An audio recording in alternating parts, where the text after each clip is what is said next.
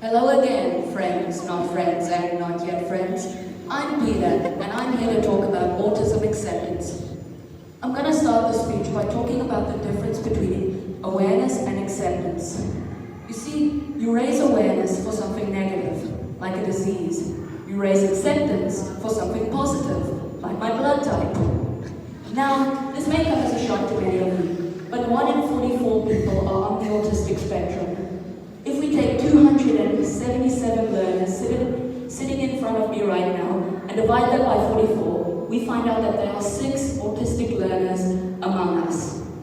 You see, autism is a spectrum, with some people being low functioning and needing a lot of help, but the vast number of people on the spectrum are high functioning and simply need acceptance.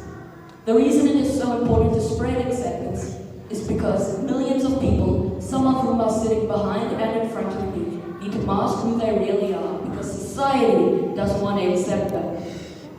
Now, many of you may have already deduced through the way I act, my disagreement with eye contact, and my never-changing facial expression that I am, in fact, on the autistic spectrum.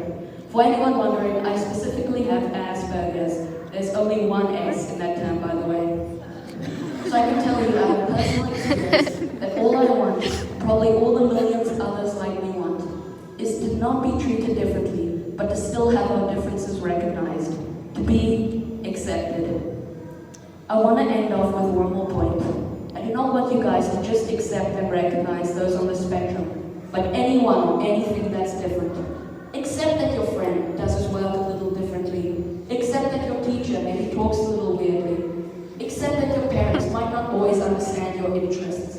Accept that there are always going to be people who disagree with you. Accept that we are all different, but in the end the same. And most importantly, accept that she doesn't like you back.